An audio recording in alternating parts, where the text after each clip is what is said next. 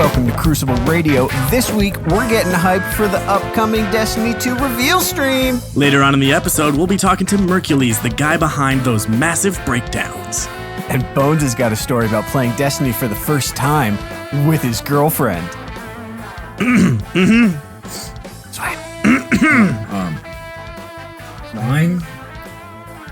Line? Anybody? Iron Banner Mayhem. I just texted it to you. Just read it off. It's right. It's in the chat. Like, there's a script. I'm pulling the ripcord. What are we doing, guys?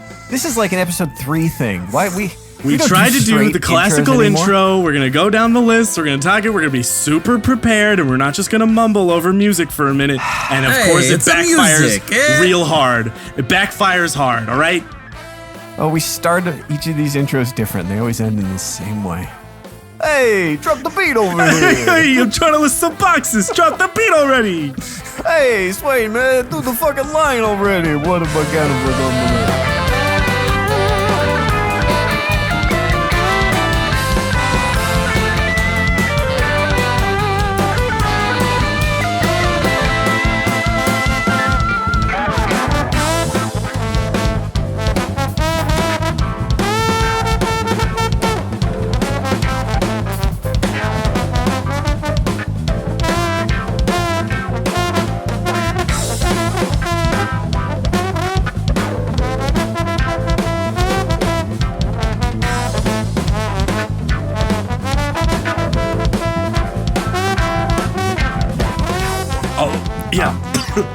All the way through. I'm dying. Cut. Cool. I like that. Need another pamp. Pamp him. He needs pamp stat. Bones. I'm ready. What happened? Did you do the circle already? Oh. No, I'm seriously worried about you. You're joking over here. Call your roommate and have him go give you CPR. You okay? Man, my throat was just scratchy today, and I ran out of water. Quick, pour some seltzer down the hatch. PETA drying me out. All right, but you're doing good. You're doing good. This is the show. This is happening. Bones, how are you doing? Hi, I am great. Health issues aside, maybe choking on a piece of PETA right before we recorded this aside, I am freaking excited because, oh boy, a week from this recording and only a few days since you're listening to this, we are headed, we are headed a few miles from my house to go to the Destiny 2 reveal, and we're excited about that, and we'll talk about that later. But first, I want to ask how my best friend Swain is doing. I'm doing great. I'm a very long plane ride away from hanging out with you guys. Yep. Well, hey, I got to commute too, man. Like North LA traffic. You do not know what it's like. How to much drive is that Uber downtown ride LA gonna cost? Yeah. I'm doing great. Otherwise, I'm okay. I'm doing fine. Birds? Well, good. I'm good. I am the reality of this Destiny 2 initial gameplay thing is it's landing. Like I don't know what to expect. I'm wondering, will they let me bring my special controller? Do I have to use their controller? Will they allow me to bring some hand sanitizer in so if I do have to use their controller, I can wipe it down appropriately first? Also, what is the game going to be like? There's a lot of stuff going through my head right now. It's a big deal. Yeah, the final thing is, what is the game like? That's a big one. Yeah, right? Yeah, what food are they going to serve us? Yeah, is there a catered lunch? Also, what are guns like in Destiny 2? Also, how far away do you have to park? We're taking an Uber. We're Ubering. This makes sense. I'm taking an Uber from Philadelphia. I'll be there next week. You're going to become best friends with that driver. It's going to be a very emotional experience between me and this Uber driver. Do you know how they get people take Ubers from Los Angeles to Vegas? Do you know how they do that? You request to be driven as far out of LA as they can go, and then you get out of the car and you end the ride and you pay for it, and then you request a new Uber and they're the only one close, so they accept it immediately and they can drive the other half to Vegas and operate out of a Vegas drive from that point. But you have to break it up into 2 drives if you want to get to Vegas with an Uber. Gotta physically get out of the car. Yeah. Just stand on the highway and like look at him through the window for a second. I know what you're doing. Just get back in the car. No, they're the ones that make you get out. Yeah. It's policy, man. You gotta get a workaround. Anyways, this week in Destiny, we're going to be talking about Destiny 1 because we're the podcast for all things Destiny PvP. And for the first time in Destiny PvP, Iron Banner was Mayhem this week. And I don't just mean that Sixes is chaos. I mean, the game mode was Clash Mayhem. And it was a new experience. Bones hated it. There's parts I don't like, and then there was like one kind of upside to it that I ended up being fine with. But yeah, I'm not playing a ton of Iron Banner this week. The thing about this Iron Banner Mayhem, and I don't dislike it, but the thing about it is that like for me, Mayhem is Mayhem, right? Like it's fun times. It's just like constant supers and rockets, and it's like the arcade mode of Destiny. Okay, fine. But then you have to start winning, and it's like, what is the Mayhem meta? Like, and that is interesting because like the Mayhem meta does not have anything to do with your primary. Like, pick whatever you want. It's what is your subclass? What is your grenade? My slogan changes for Mayhem, and it's use whatever, doesn't give a fuck.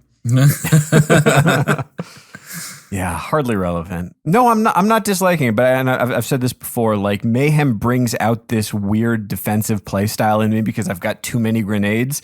Where it's like, where can I hide and just like find an angle and chuck trip mines or axions or whatever into some hallway where I know people are running around, and ideally not see anyone else the rest of the game. Just like splash damage my way to victory. Just assist after assist. It's not healthy. I love it, guys. Sunbreaker loves it. Let me guess. Simmering Flames. No.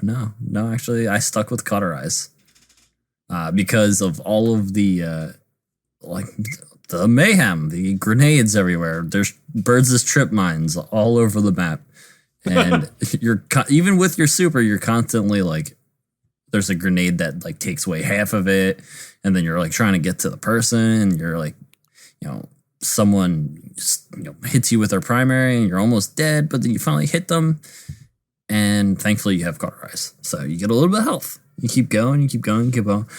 I think it's the perfect time for people to work on how to use their supers against other supers. Depending on what you have, like a Stormcaller can be like simply like circling someone, or using Ionic Blink to get around. No better time than right now to kind of feel out how your super works and how you can challenge certain situations.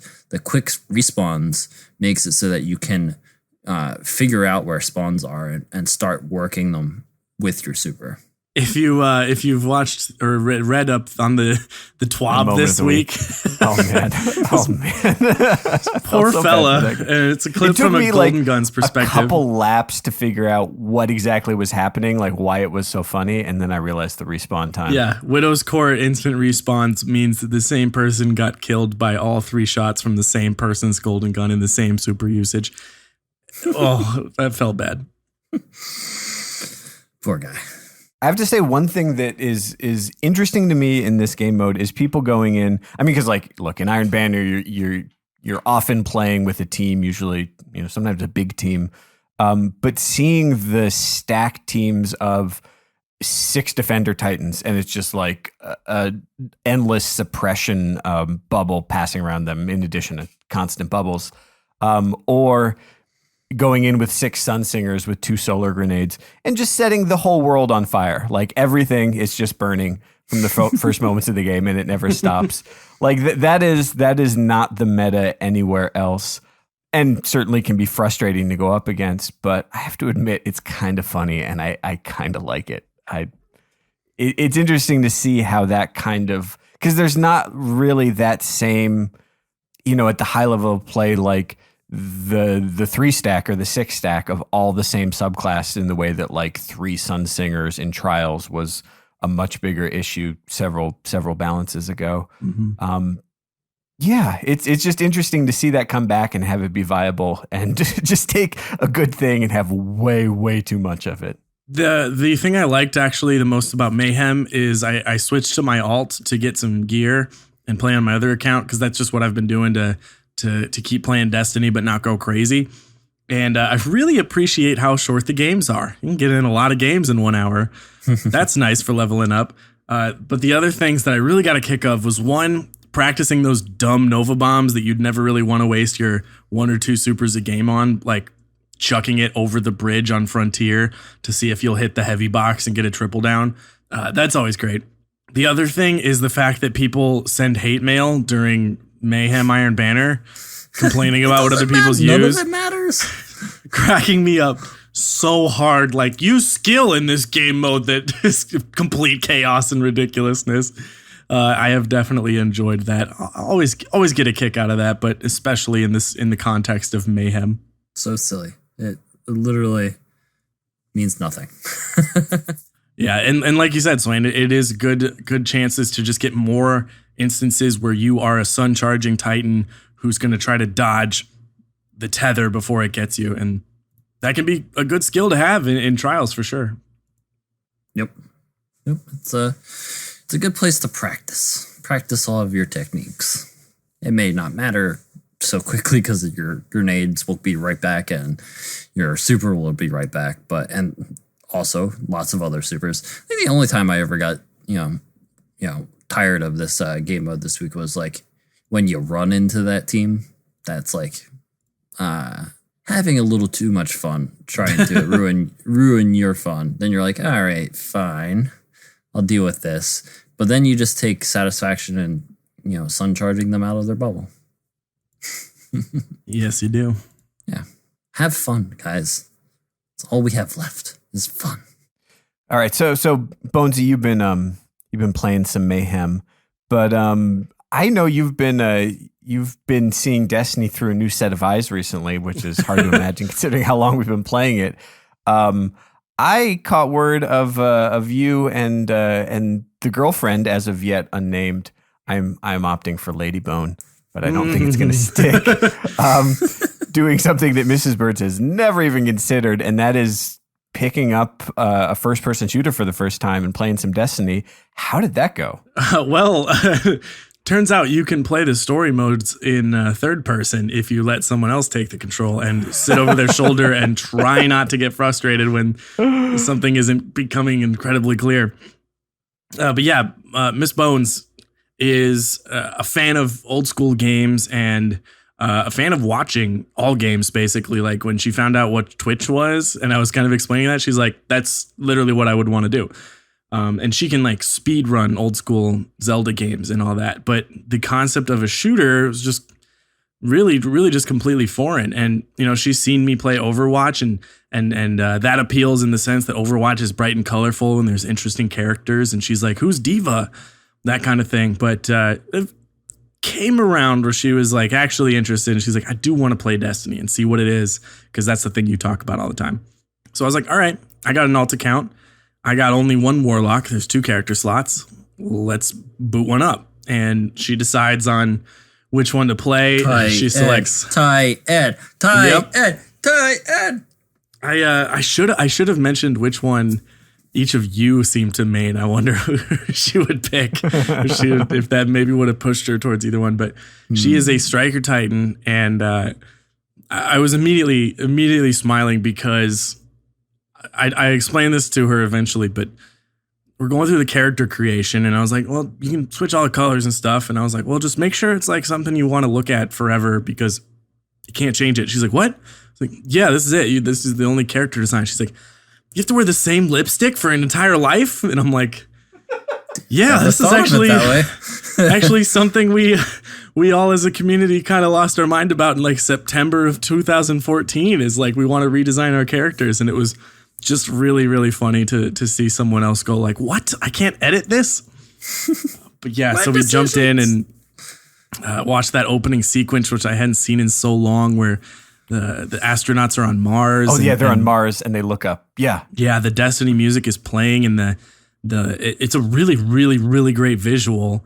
It's worth rewatching if you haven't seen it in a minute. But she was like, "This is so cool," and Ghost finds you and wakes up, and then it was just like, yeah, camera control is one thing, but it's just something you feel out. You have your thumbs on the thumbsticks long enough, and you start learning how to turn. I just very quickly realized that like ground up is totally, totally different than like, you know, helping someone who feels like, you know, I'm a scrub. How do I get good at Destiny? I'm like, well, here's all the things you got to do. But like when you're just playing it and you don't know what's going to happen. The other funny thing is that the games we had played together before Destiny were The Last of Us and 5 minutes of Resident Evil.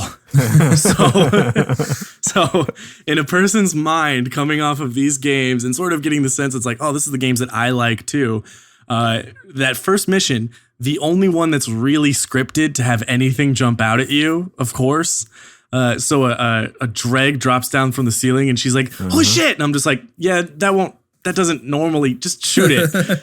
and like she hard scoped those corners for so long. And I'm like, this game's just about killing stuff. You just got to move up. Like you got to shoot. And she's like, but it's going to jump out at me. Like, it doesn't, no, that's not really what, Bungie, why did you do this? Why did you make this one mission like this? I can sympathize with that. Like, I remember my first time fighting my way through the wall and like getting that same pulse pounding moment that now, because I'm totally jaded, I just don't feel that often anymore. Like, I don't feel things anymore. Yeah, right. I'm a grown up now. I'm completely numb. But like, no, I remember like playing that first time through and thinking like, how am I going to kill all these vandals? These vandals have got me dead to rights. Yeah. And I was just like, oh, just do this. And she was like, stop, like you're being obnoxious. I'm like, yeah, I get it. Then I sort of just started thinking about like, okay, well, what do I do? What are my habits? And to describe those to someone is very interesting. Maybe just to me and the three of us, but it became a thing where I was like, okay, well, we're at this zone and you got to kill that captain to get into that ship. And that captain, the first thing you'll see with an overshield. And so that means it regenerates. You can't just take a shot and hide because it'll come back. You got to do consistent damage to it. So it was interesting to sort of explain the concept of like, okay, shoot, empty a clip. Your health will recharge. That'll come back. So get into cover. Well, something from the side will move. You know, you got to fall back maybe a little harder. Now reload while you're in cover and then peek back out again. Now you're good to go. And it's just like breaking down those habits we have that is so just completely instinctual to me and to veteran first person shooter players. It was so interesting of just like, there's so much stuff that my brain is doing without me really thinking about it, just working in the background as muscle memory that just isn't immediately apparent because a game doesn't tell you to go use cover and push to cover and check your corners and don't double peek and all that. It was really interesting. Do you think she's going to stick with it? Well, we got through that first mission. That was long. Then we went to the tower, which she called the town a lot. And she was way, way more into the tower. Were you like, don't get too comfortable around these parts? I did, yeah, sort of. I was just like, well, I don't know. This might not be here. But she's seen the trailer. Like, actually, I think the trailer for Destiny 2 is really what made her go like, oh, that game looks awesome. Like, Cade seems cool. And it was kind of like fun to go like, there's Cade. That's where he hangs out. That's that dude. That was really fun. And then like just looking at everything and, you know, I think one of the most beautiful things that happened was, and it's just like really why this game is why we stick around, is her realizing that some of the other people in the tower were other players that she could interact with. And so I lean over and I'm like, press this button. And she waves. And this hunter named James number stopped and waved back. And she was just like, what? And it was just like she had this big smile on her face of just like, wait, that's a real, he just wait. That's so cool. And I'm like, yeah, dance with them. Like do the little dance move. And she's like, why does my Titan have this like weird dance move? And I'm like, I don't know. It's Fair the question. awoken female dance is like, you can sit down and stuff too and point. And she was just like, this is amazing. And then she found the soccer ball. Oh yeah. And someone else kicked the soccer ball around.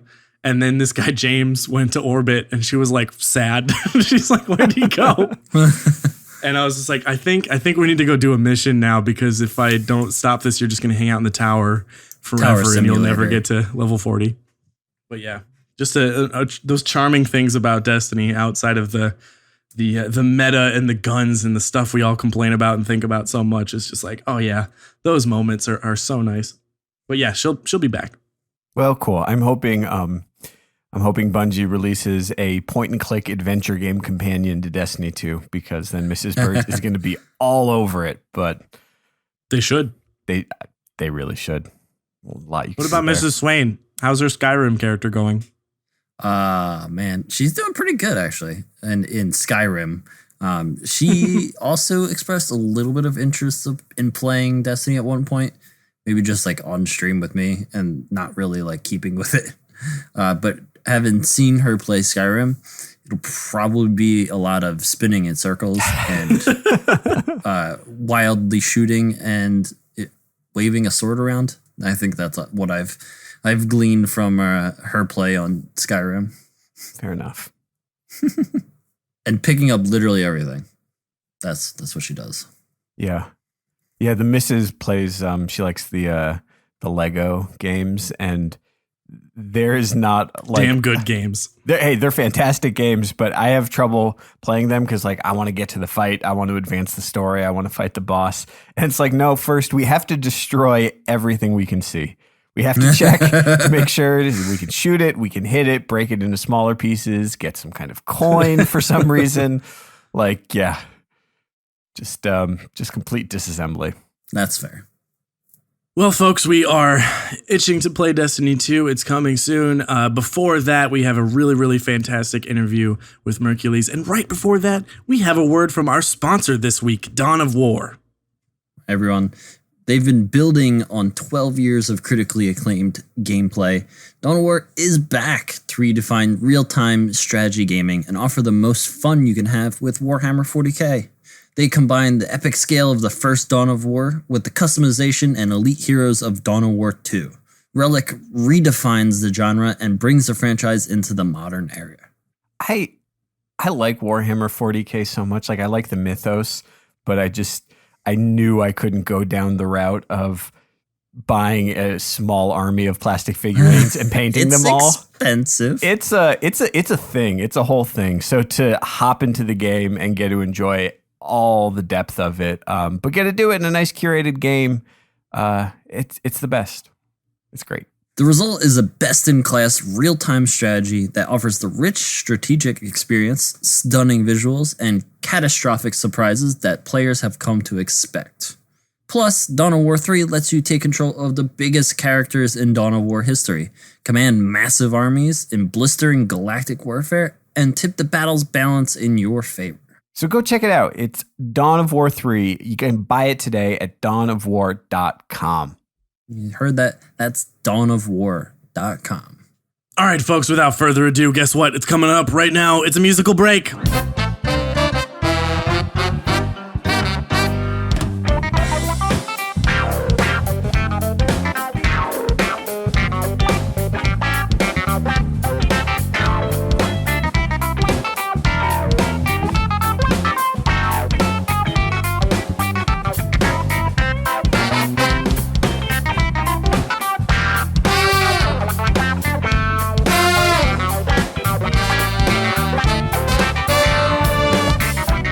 I mean, are you kidding me? Are you kidding me?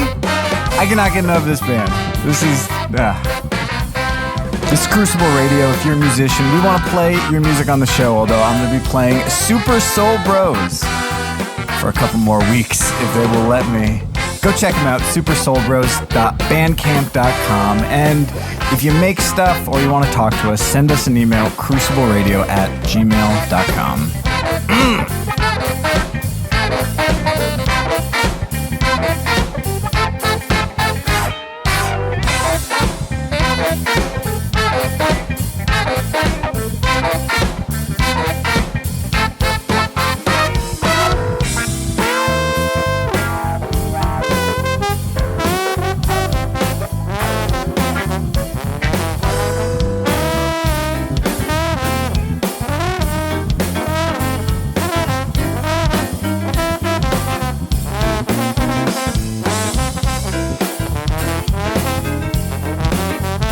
Hello, everyone. Welcome back to the show. I hope you enjoyed the musical break, but no more music because right now we have a very, very special guest. Long time coming. He is on the show with us today. You might know him from a bit of a massive breakdown. Maybe you've seen one of those on the internet, specifically on Reddit and Twitter and the Massive Breakdown podcast. Welcome to the show, Mercules. How's it going, man? I'm excellent. Thank you guys so much for having me on. Like you said, it's been a long time coming. I'm really happy to be here. Oh, good to have you, man. Happy to have you. So how you been? What's new? I have been anything excellent. Cool on the horizon? Anything like cool happening in your future related to video games? I don't know. Probably nothing. Not nothing in the Destiny world that's really going to happen anytime soon. I mean, I can't really think of anything. You know, it's a hell of a lull. It's just been a drought forever. I mean, Destiny 2 is coming out in a few months, but in between now and then, there's nothing cooking. Yeah, we might take a break for like from now until then, just because probably nothing to talk about. Are you still eating your pita right now? We're trying to conduct. Okay, you take a break. Let me hop in. Mercules, I am so sorry. I am so sorry. We normally run a much tighter ship than this. Andrew, leave all of this in, please. Contrary to the bit, there's some big stuff coming up, but I want to actually go back to the beginning. Let's go back in time. This is one we asked a lot of people this, but I am particularly curious. Tell me a little bit about your history in gaming. What's your first memory in life? Ever. Too far. Zoom it back in. No, how'd you get into gaming? How'd you get into Destiny? And how did you get into this role of being the numbers guy for the entire internet for this game? Well, gaming in general, I gotta think. I was probably back in elementary school. My parents bought me what they thought was a historical game. It was like a flight simulator called Dawn of Aces for the computer. And I never played a video game. My parents, we didn't even have TV in my house until I was 14 years old in high school. And we had one computer for work only. So they bought me this game because my dad's a pilot and he thought it'd be like historically accurate. Well, I didn't realize it was like an arcade shooter type thing. And I loved it. They wouldn't buy me any more games after that. They thought they learned their lesson. So I had discovered the internet and discovered you could download games for free. And one of the games I happened to find was the Halo CE demo that had the Silent Cartographer on it and then like Blood Gulch and maybe one other map. And I played, the absolute crap out of that. And it got me obsessed with Bungie games. And as soon as I had enough money, I bought myself an Xbox when I was in high school. And it's been Bungie ever since, man. Halo 3, Halo Reach, obviously Destiny from the very, very beginning. Did you play any Halo 4? I was kind of curious if anyone cares about Halo 4. You had to bring up Halo 4. Okay. Halo, what? Yeah, I did actually. And I really respect what 343 is doing, but it wasn't for me, man. It left a bad taste in my mouth, and I'm happy that they seem to have, found their own way. But to me, it lost a lot of what Halo was, what I guess Bungie put into it. And I found all that stuff in Destiny, so I haven't even looked back. I don't even know if the game's been out on my Xbox for the 3 years Destiny's been out, honestly. Yeah, there's definitely a difference between a love for Halo and a love for Bungie games. But anyways, getting off track. So you've been here since day one in Destiny. What got you into really opening it up, cracking it open, and digging into the numbers behind it? Well, I was doing it for myself, like way back when. I was making these like role guides for myself because I would get a weapon and then I would have to go to the database and I'd have to look at all the possible perks, and I had to do that every single time I got a gun to know whether it was worth keeping or not. So I started keeping track of all the ones that I had. And I mean, after I got a full list of like the vendor weapons, I guess you could say, I was like, I bet people on Reddit would like this too, because I lurked Reddit really, really hard back then. And I posted it on Reddit, and it was, I think, right after the April update last year. And it just like blew up, man. And and people loved it, and they kept asking me for like more, like do this one, do this one, do this one. So then I was like, you know what? I'm just gonna do all the weapons, and started doing it. And that's how the massive breakdowns came about. Just all of the weapons. Yeah, no big deal. Yeah, I mean everyone that's current at least. But the funny thing is Massive Breakdown wasn't supposed to be a brand. I was literally like saying this is a breakdown of weapons, and it's massive. It's a wall of text. There's a lot of numbers. Be prepared. But then people started to recognize that, so now I just slap it on the front of everything, basically. You can't really understate sort of the importance of the work that you did on this because, Destiny's a video game. A lot of people play it. And for the vast majority of people, the guns they choose are just the guns that feel good and that they like. But when you get to sort of high levels of competition, or you're just like me, the kind of person who likes to know the numbers, likes to know what the result is, to be able to take a gun and to translate it not just into here's what the stats are, but to actually start to apply those into here's the optimal time to kill, here's how many crits and how many body shots, and really be able to take a huge number of possibilities and reduce them down, at least theoretically, to like the perfect gun or the best gun in the game and track how these happen over time.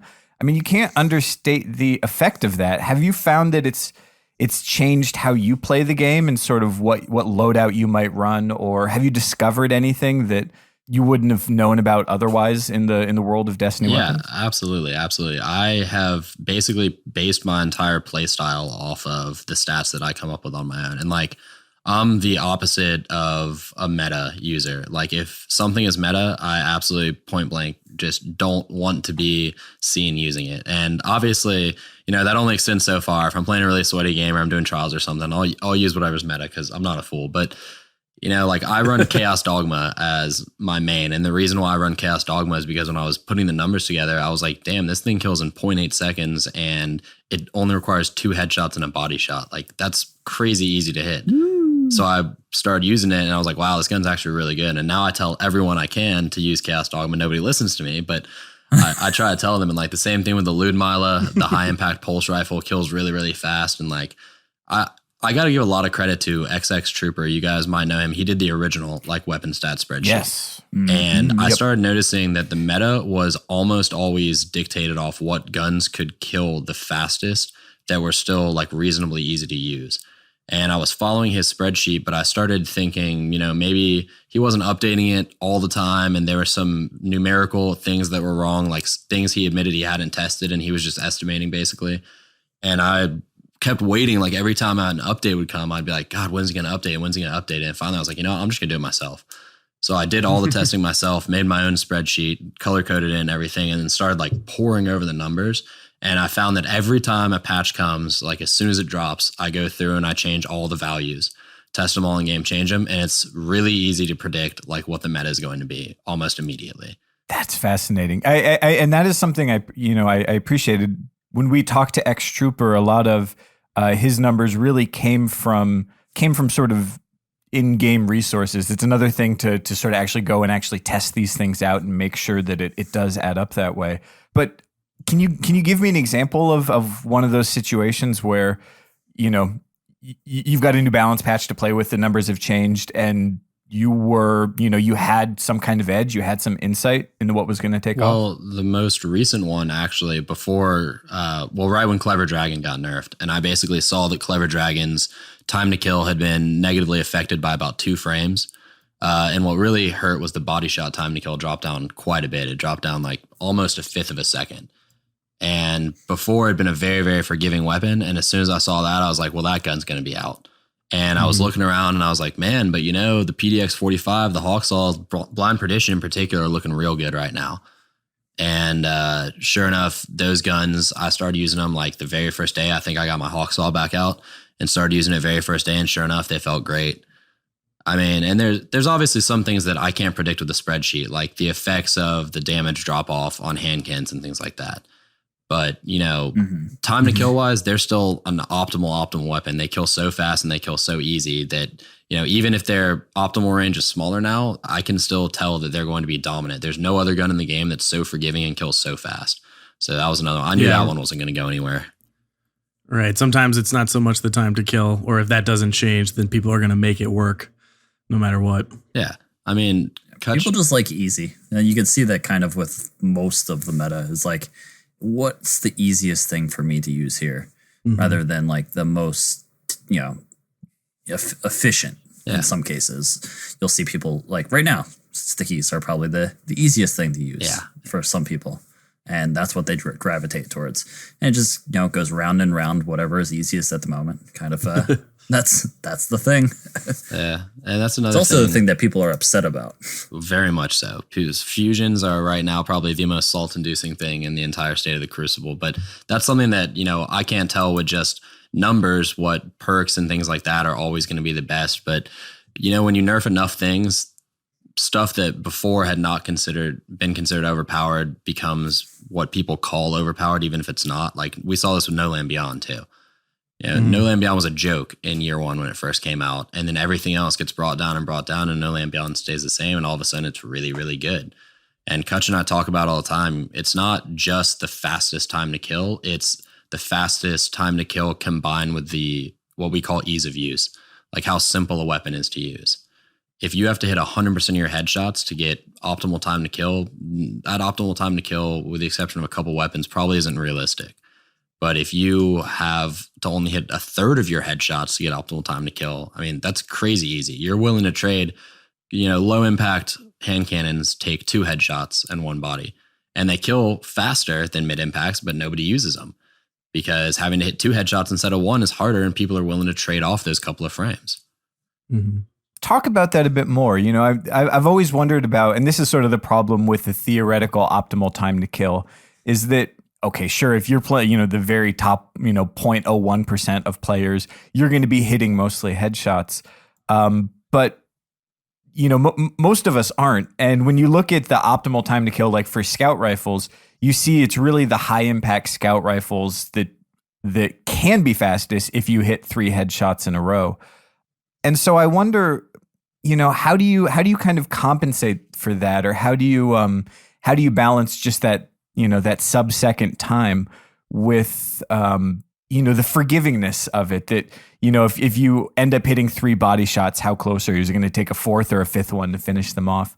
How do you sort of strike that balance? And have you tried to quantify that at all? Or is it just, is it a bit too deep for sort of one table in a spreadsheet? Well, it's too subjective is what it is. What I did is I gave the optimal time to kill and the body shots time to kill. And most players should be somewhere in between those 2 values, because most players aren't hitting all body shots and they're not hitting all crits. They're hitting some combination of the 2. And if you hit a couple extra crits, and even if you miss one and you get the rest bodies, you're generally going to end up somewhere between those 2 values. Obviously, the better players lean much higher to, the optimal time to kill. The worst players are much closer to the body shot. The problem that I've had, and I've had a lot of people ask me whether or not I can quantify like a realistic time to kill, is that it's different for every single person. If you're brand new to this game, your realistic time to kill is going to be way slower than the optimal. And if you're really, really good at this game, like pro players, well, as much as you can be pro in Destiny, really good players are hitting the optimal time to kill with Mida. They're hitting the optimal time to kill with Hawksaw. They're hitting the optimal time to kill with hand cannons, because they hit their shots when they need to. Now they're not hitting it every single engagement. That'd be absurd. But they actually do press that optimal time to kill as much as they can. And so I thought about it for a while. I thought about trying to come up with some sort of formula, but then I was like, you know what? There's 30 million people who've played Destiny before. There's no way one formula that I make is going to be able to tell the story for every single type of player. Fair enough. The website that I use to book flights, they have a metric called agony. That's like a combination of not just price, but total time, number of layovers, how long those layovers are. And it's very much just sort of like a magic master metric to sort by. But then again, I think probably picking flights is easier than picking from a billion different guns with a lot of different rolls on them. Yeah, there's a lot of options in this game.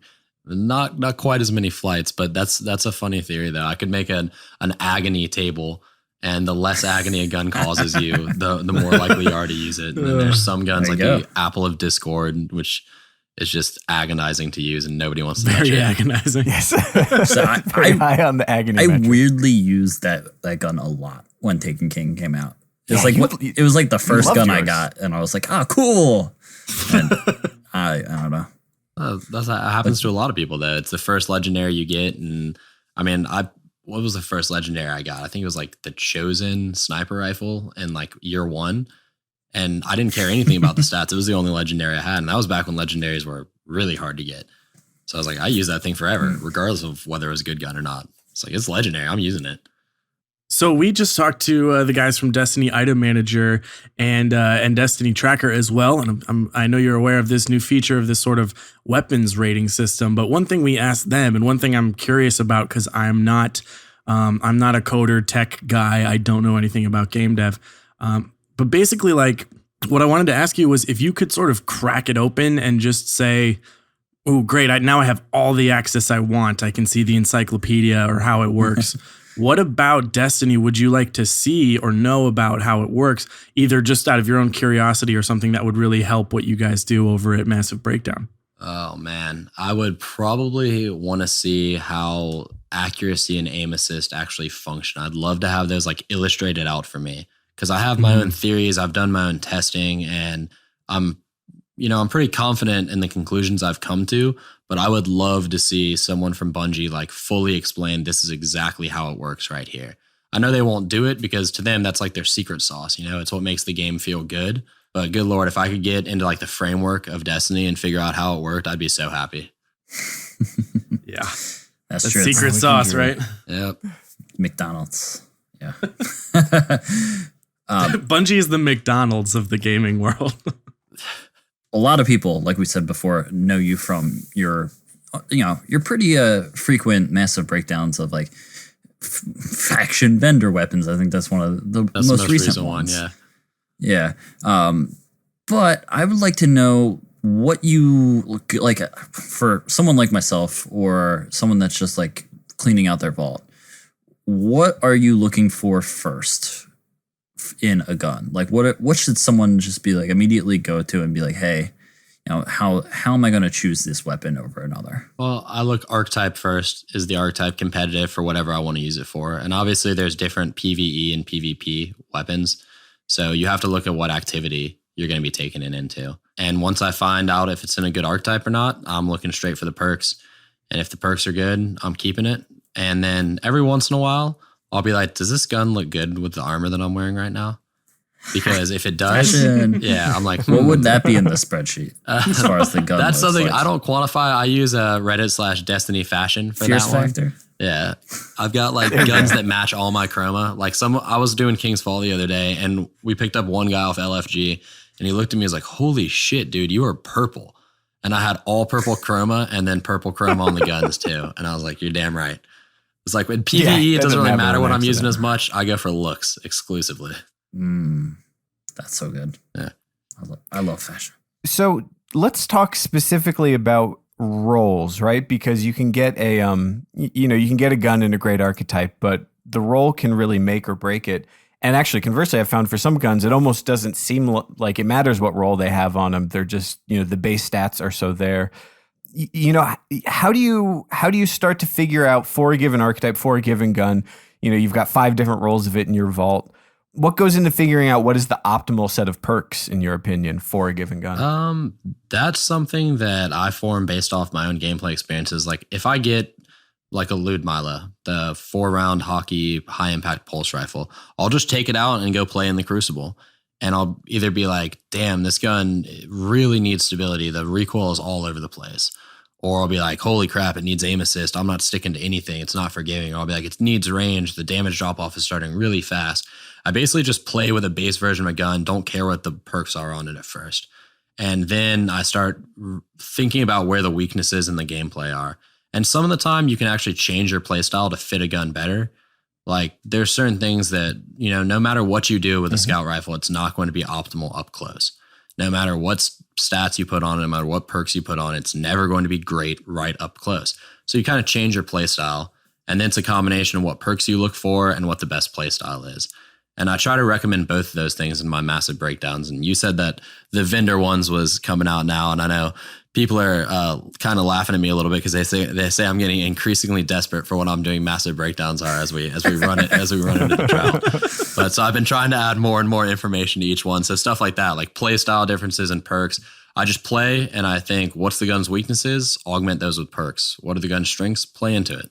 Lean into it. Yep.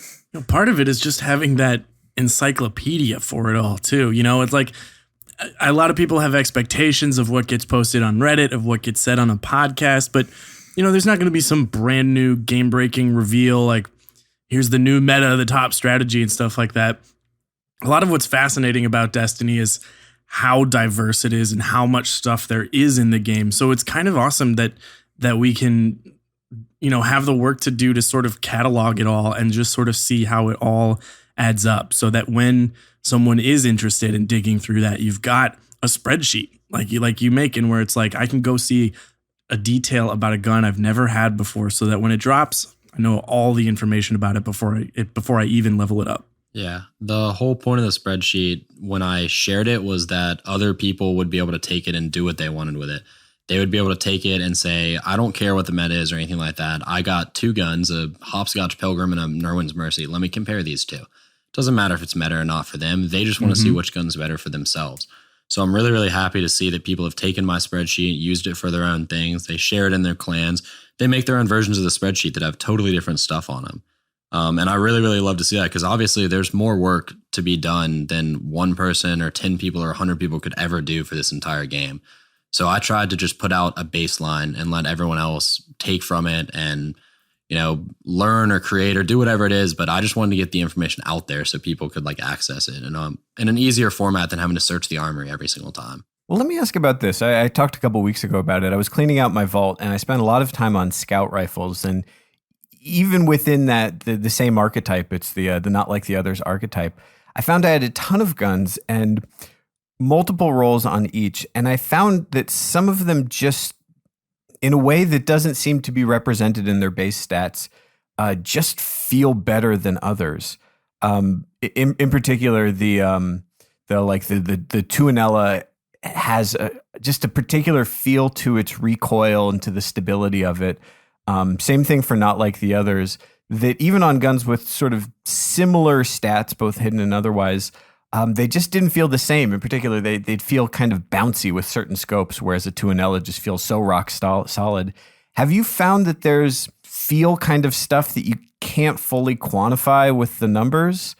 Or can it ultimately, just be tied back to the numbers on the spreadsheet? Well, ultimately at its deepest level, it does get tied back to the numbers. What you're feeling is the zoom magnification of the scope bouncing up and down, higher or lower, depending on it. It's the recoil direction, it's the equip speed, the ADS speed, the reticle stickiness from aim assist.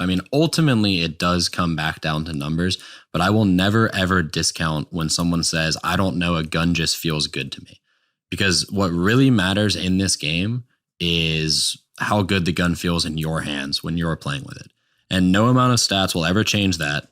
If a gun feels good to you, you're going to use it and you're going to enjoy using it. And if a gun has the best stats in the world and feels like crap, you're not going to have as much fun with it. So anytime someone says, I know the stats aren't great, but I just really enjoy the Suros ARI 41, I'm like, yeah, nothing beats feel for the individual player. Now, the thing is, in the meta, people they don't really care how it feels. They care how quickly you can kill someone with it. But that's a very small subset of the population, basically. The vast majority of people feel is everything. And you see it, you kind of see it get influenced through, us, through other, YouTube and all that. And it kind of spreads quickly, like, oh, I need an IS load. But you'll look at someone's IS load and it's not the perfect one. It's just like one that they really enjoy using. There are many like it, but this one is mine. But touching on feel and all that, I'm sure you have some favorite guns of your own. You talked about some already from year one and all. But what's your favorite gun currently? My favorite gun currently is definitely Chaos Dogma, hands down. That is my baby. But since I already talked about that one, I've got a 1,000-yard stare that has not left my side. I transfer it between characters. I take it in PvP and PvE, and it doesn't even have what most people would consider a great roll. It's got View Tac, which is that weird iPod looking scope. Oh yeah. And then it's got hand laid stock and I think triple tap. And so triple tap's good for PvE. It's useless for PvP, but it's not even about the roll. That gun, I've just played with it so much and I love that scope and it feels so good that, buck the meta, buck everybody wanting quick draw on their snipers and everything. That's the sniper I play with because it feels good to me. And I know the stats say that there are better options out there, and I've got one. I've got a Godworld longbow, which was better before the special ammo nerf, but I don't use it. I put it on for a while and I was like, I don't like this as much as my iPad sniper. So I brought it back out. Do you find that familiarity with a gun, especially for something that is as unforgiving as sniping, that ultimately your familiarity and just sort of comfort level with the particulars of one gun with one roll trump, constantly swapping it out for incrementally better rolls? Absolutely. 100%. And I try to minimize the changes between PvE and PvP and between PvP game types with not only my weapons, but my subclass loadouts as well, when I'm trying to play well. If I'm just goofing off and drinking a little bit of beer and just having a fun night, I don't really care what I'll throw on. I'll do anything. But if I'm actually like on a mission to get better, to play well, I'm playing with other people, we want to take it seriously, I try to stick with what I'm used to, what I'm comfortable with. I probably have 7,000 kills with this sniper rifle. It doesn't matter if I put on a better gun stat-wise, I'm not going to do as well with it as I do with this one gun. There's a lot to be said for familiarity with a weapon. And that's why when people say, I want to get better at this game, I say, well, how new are you? And they say, pretty new. I say, stick with one thing and play till you have the entire thing memorized. Once you're really, really good, then you can start bouncing back and forth between different things. But if you just want to improve, stick with one thing and know it inside and out. Yeah, especially at this point in the game, too. I mean, there's not going to be any major, drastic, crazy change. So if something feels good right now, it's going to be good for a while. And at least, as long as you accept that, if you're using a Tamar D, that there will be a skill ceiling to that, and you won't be as good as maybe that snapshot, whatever longbow. That's okay, because once you really find yourself a nice comfort level, you can then experiment with other guns and not feel like it's just completely strange to you. Yeah, most people are never going to really be bumping up against the skill ceiling. That's just the honest truth. Like, there's a very, very small portion of people in this game who are actually bumping the skill ceiling. And even they would probably tell you, if you ask them, that they feel like they can get better. So most people, like, how good things can be isn't as important as how good they are with those things, if that makes sense. Yeah. So you mentioned Chaos Dogma, you mentioned your sniper. Of course, at a lot of levels, it's a hand cannons game in PvP right now. Although the Hawksaw is Hawksaw. I'm curious to know if you have a favorite hand cannon or a set of hand cannons. And for you, what is kind of the ideal role? What do you look for on a hand cannon? So I actually have a Devil that is probably one of my favorite hand cannons out there. And again, I know it's not the Eye is Luna. I know it's not the Palindrome, but I love the Devil It's got crazy, crazy high aim assist on it, which is good for me because maybe surprising to some people to hear, but I'm actually not that great with hand cannons. I've tried to use them for a while, and it's not the way I play the game. So I haven't ever, put any effort into using them competitively, except for when Thorn and the Last Word were meta. And then, don't hate me, but obviously I ran Thorn all the time. And for those dirty two just times. whatever. It was super funny and worked really good. But yeah, I've got a Devil that I absolutely love, and I obviously still try to max range and aim assist, just like every other person out there who's using a hand cannon. But I think I appreciate stability on hand cannons a lot more than other people do. And it might be a product of the way I tested aim assist and how all those things mesh together well. But I think stability is really, really underrated on hand cannons. So I've got my Devil is Sure Shot, Rangefinder, Hidden Hand, and then I've got Reinforced Barrel, but I actually use Hammer Forge because it doesn't take away some stability from it. So that's probably my favorite hand cannon. Now I've got an Eye is Luna. It's a pretty good roll.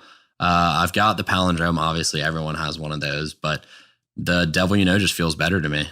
I know Holtzman really likes the Devil and he's pretty good with those hand cannons. It's funny how some names just stick out to people. I think a lot of people just really resonate with that gun. Yeah, there's a little bit of nostalgia there too. I mean, I did have one of those. That was my PvE like baby in year one the entire time. As soon as I got one of those, that was basically all I ran. So there might be a little bit of nostalgia for it, but what can I say? I like what I like. Well, one thing people can complain about time to time is it seems like there's a pool of perks that are they're not ideal. You're never that pumped when you see them on a gun. I mean, like Guerrilla Fighter, Take a Knee, Oiled Frame, maybe the custom optics, and okay, maybe these perks have a place in PvE, but for the most part, people are not clamoring for those on their PvP weapons. What I'm wondering is, are there any perks out there that you think people overlook that have a use case or have a play style? Is there anyone in particular that that you wish people would take a second look at when they're going to the Crucible? I don't know how overlooked it really is. There's two actually that come to mind when you say that. It's Eye of the Storm and life support. And I don't think life support is really overlooked, although a lot of people, I don't hear people talking about it in God rolls, although I push it all the time. But life support in PvE is probably one of the best perks in the game. In PvP, it's extremely useful. Like extremely useful to kill someone and immediately have your health start recharging, or to be, critical and then back at full health in a second when you basically didn't do anything. It's amazing. And Eye of the Storm, especially on hand cannons, it really, really decreases that accuracy cone, which I know everyone talks about Bloom and everything like that with hand cannons. It's a little bit better now, but it still is there. There's still noticeable decrease in accuracy in following shots. And if you're at low health, it means you're probably 1 or 2 shots into a gunfight, and it can make that last shot pinpoint accurate. And I don't think nearly enough people give it credit for that, but it's really, really useful. And I've actually got, I don't even know what it is. It's an Uffern HC4, like one of the gunsmith hand cannons. And it's got Luck in the Chamber, Rifled Barrel, and Eye of the Storm. And it's dirty, dirty, dirty. Yeah, I have life support on the not like the others that I've been talking about for what feels like 5 years on this podcast right now. And I definitely see it. It's one of those perks you don't think about it, and then when it's in game and it procs, and then I can turn around and the next guy shooting at me, I'm back to full health. It really does allow you to stay in it. I was noticing it in the raid, and I was like, holy crap, how am I not dead right now? And I was like, oh, life support's been proccing the entire time. I didn't even realize I was using a gun that had it. And it was just like happening all the time. And I was thinking like, God, I'm going to die. And then no, I'm back at full health.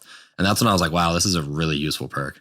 Mercules, that's enough of Destiny 1. Yeah. I'm ready. I'm ready to move on. Past. It's enough massive breakdowns of technically, Destiny 1. but it feels like it, doesn't it? No, but a week from now, from recording this, he's going to get to play it. What are you hoping for the most? The freaking moon, man. I'm hoping for everything. I hope everything we ever wished and dreamed for Destiny 1 is going to come true in Destiny 2. I can't even imagine it. I don't have it in my head what it is. I'm just like, I'm just going to I'll probably be the most surprised person there. So if I could have like a perfect scenario, it would be that the PvP feels as smooth and as good as it does in Destiny 1, but they've found some way to balance special weapons, which they never found in Destiny 1. I mean, we're at the point now where sidearms are the meta, and it's just something needed to happen, something needed to change, and they made it change, but it's not balanced, and it's never been balanced at any point in time. I hope they find a way to balance that. And then what I really want to see, and this doesn't have anything to do with Crucible, but I want to see a coherent story. I want to see something that matters, that makes me care. Like when I played through the Halo campaigns, I loved every single minute of it and I was invested. And when I played through the Destiny campaign in vanilla and it ended, I didn't even know what had happened, basically. So yeah, you had to go to the internet to find out what happened. Yeah, well, I found the Grimoire, thank God, but really they should have put that stuff in the game, because it took me a couple months to like really start paying attention to those things, and I realized there's huge, rich pool of lore to read from that 90% of people have never seen and don't even know exists. So Grimoire in the game, a coherent story, and smooth PvP with special weapon balance, and I'll be a happy camper. And then you'll have hours and hours and hours of work to do creating a brand new spreadsheet, because who knows how the guns could be different.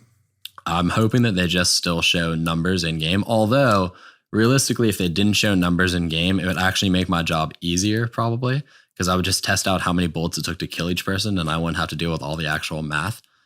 But there you go. Yeah, I'm not going to be complaining either way. I'm going to be happy. Not even knowing that they were rounding up for the longest time. It was just like, I think they are, maybe? That was a brutal revelation that I had to experience on my part. I fought against that idea for a long, long time, because it didn't make sense to me that if something was 0.01 over, they would round it up. It just seemed like it threw a lot of error into the game. But Reconcilable was adamant about it, and a couple other people were adamant about it. And the more I tested, the more I was like, God damn it, they're actually right. And then had to basically go back and eat crow and be like, yeah, you guys were right on that one. All right, man. Well, dude, it's been a pleasure having you on the show, talking about guns, this side of the game that, you know, sometimes my brain doesn't quite fully grasp.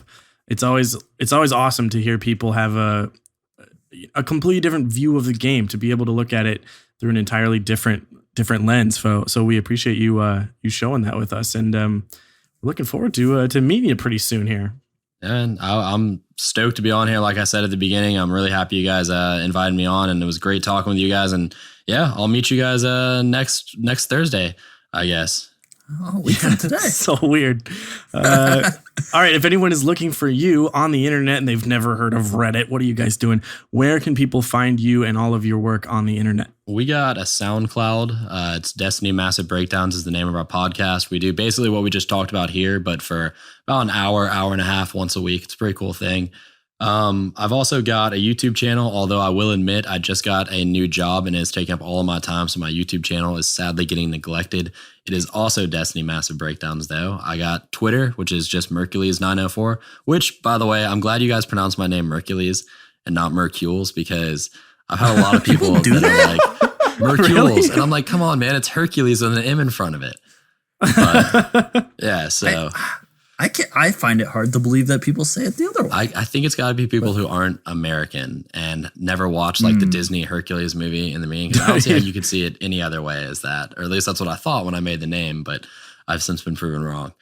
And then I got a Twitch, Mercules904 as well. I don't know how interesting it is to watch me fire guns at a wall and record recoil patterns and stuff like that. But if you ever want this is how the sausage gets made. Yeah, you would be surprised. Yeah, some people watch a lot of things on Twitch. Some people come in and they just hang out and they like talking, they like recommending stuff for me to test, and it's cool and everything like that. So I don't mind if you want to watch that. More power to you. I don't know why, but I appreciate the support. So yeah, Twitter, Twitch, YouTube, SoundCloud, and then obviously my home is Reddit, Destiny the Game, Crucible Playbook. I'm on Shard It, Keep It, Destiny Fashion, basically all of those subreddits right there, the whole group. Yeah. Nice. Well, Mercules, thank you so much for coming on. Yeah, and thank you guys for having me.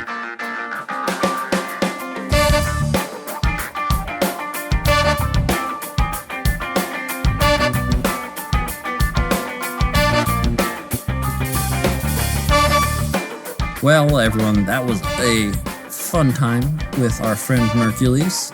There's a few things we want to cover before we head out of here today. Bones, what do we got on? What's on the list? All right, well, guess what? Maybe you've heard of the little something called the Crucible Radio Slack.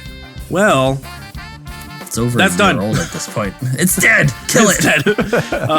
We have been taking a while to get this set up, making sure everything's in place. But guess what? There is a Crucible Radio partnered Discord server available for any listener to join. Any of you. And it's all set up. It's just like the Slack. If you're familiar and you're comfortable with that, we've got all your favorite channels. We've got a lot of cool people hanging out and chatting about Destiny and other fun things and Nintendo games and food and working out and Star Wars memes and Star Wars. Very intense Star Wars stuff going on. But yeah, if you're looking for people to play Destiny with and people with similar like-minded takes on the game, it's where you need to be. I feel like so many people, like we get asked the question so often of like, how do I get into scrims? How do I find a group to play trials with? How do I find a group to raid with? And the answer to all of these questions is just go hang out in the CR Slack. Now, Discord, there's so many great people there, such a cool vibe, and you will find someone on your wavelength who you're going to have a ton of fun playing with. So check it out. I'm not going to read the message, but I got a really nice message from a listener named Jota the other day. Said a lot of really nice things about the CR Slack and what helped them find a community place. To find a place in the community where, it was a way to get out of the real world and have some fun with people you've never met. And I think the Discord will be just another extension of that. And I hope that everyone that was there comes on over and greets all of the new people that are hopefully going to come in and, get the hype going for Destiny 2. So folks, yeah, get in there. You can do it right now. Just head to discord.gg/Crucible Radio. Come on in. Yeah, super, super simple. Head on over there. The invite is open. Just behave yourselves. No meanies. So we talked a little bit about May 18th, the day coming up, but the world of Destiny 2 and how all of our lives are going to change is looming big in front of us. Let me ask you this. We're going to get our hands on the game for the first time. We're going to get a chance to play it. I feel very lucky. I know what I'm looking forward to. What are you guys looking forward to the most finding out about Destiny 2? I just want to see how it looks, like visual wise. Like Destiny is a very beautiful game already. I'm not going to hang my hat on 60 frames per second, but I've been playing a lot of games lately that are on that level, especially Horizon. Horizon's like the best example of a super beautiful game that handles like action really well at the same time. I'm hoping for that. I'm hoping to see a very beautiful game that still has some of the things that drew me in. Bones, what about you? I think I have all the same sort of technical expectations and hopes as everyone else. And this is kind of based on the GameStop chatter on the internet about the new items for sale and things like that. But it's always what I've been interested in. And this whole thing about like what our new subclasses could be, if they could be based on lions and snakes and eagles or whatever. I am so interested to just see how our new characters are going to feel. And like, yeah, we have the same classes, but what sets us apart? What's different? Are Titans going to be the super fast charging bulls? Are they going to have some new powers? Like what is it going to mean to be a warlock? What is it going to identify? And like it all ties together. It's all part of how you play in the Crucible. It's all part of the story. Man, am I excited to do that. It ties back in. We always sort of reference the subclass missions, capturing that storm or finding that fallen Night Stalker. Like that was just like, you really felt something from that, and I want more of that, but on a bigger scale. That's really what I'm looking forward to, is just, what is my character going to feel like? Can't wait to see the guns and the perks and the archetypes and how they interact with each other. One of the thing that really hooked me, I mean, the reason Playbook exists, the thing that I wanted to be like, I'm going to spend a lot of time thinking about Destiny outside of Destiny, was trying to come up with those first set of god rolls, trying to min-max all the perks and figure out, this is a T1 perk, this is T3 unless you pair it with this one and it's T2. Like, that's what got me into more than just playing Destiny. I can't wait. They've been thinking about it. They're so excited to leave all these old perks behind. Maybe it's going to be a better version of what we have. Maybe it's going to be something completely different. I can't wait to get my hands on it. I'm going to spend my entire gameplay time just in the start menu, just looking at my guns and clicking through perks. We might not even have a start menu. I don't know. Who knows? I'm probably most excited about this to see all of the fellow community members and to get to talking to all of them and see what their feelings are. Well, now you make me feel like an asshole because I'm just going to be staring at the start screen. Yes, I like other people too. We're going to record a little bit and have some reactions, hopefully. For sure. Hey, the other thing is Crucible Radio has done quite a few episodes. This is just 99. about 100, in fact. Just about 100 episodes, full episodes, with a pilot way back in the day, some bonus content. We did the PEV episode. But it's really rounding out to a nice number. And how crazy is it that it lines up when Destiny 2 is real and concrete? So Crucible Radio might be sort of entering a second season, if you will. And we don't know what that means yet. It might just be a number in front of the episode. Either way, the future is here. We are. More and more focus will be shifted towards that, how to prepare, how to get ready, what's coming. But it's kind of like the dawning of a new era of Crucible Radio, and we're really looking forward to that. And we really appreciate everyone listening for 100 weeks. I mean, that's crazy, but it's been a freaking awesome ride so far. Yep. So let's end this episode by saying that you better get ready for next week's episode 100. It's a big one. It's going to be a barn burner, and it is the Crucible Radio Season 1 finale. After that, you got You got Crucible Radio Season 2, Crew 2. Who knows what to expect? How's it going to be different? I have not figured that out yet, but it's going to be different. So be more great. NPR. Hello, Yeah, welcome to Crucible Radio. No, I'm thinking like way more morning shock jock drive time radio. We're gonna have Yep. We're gonna have the live call-in line where just people music in their like cars. little drops. Oh We're yeah, gonna have drops. we're gonna have a guy who just plays sound effects on the board the whole time. His name's gonna Oh be yeah. Yeah, Zach. we're still workshopping these ideas, but it's gonna be something. So tune in next week, guys. You won't regret it. I don't think I need to say anything else. Space That's it. Internet, crucibleradio.com. Join the Love Discord. Use offer code Crucible for 5% off scuff. Do it. Do it. Just anywhere you go, just try out offer code Crucible. It's Just give it a shot. See what Yeah. happens. Mattress? Crucible. You wanna listen to an audiobook? Crucible. Crucible. All right. Start to finish. All right. I'll Bye Swain, everyone. I'll see Bye. you in I'm a hitting week, buddy. stop. Bye. Get to my house already.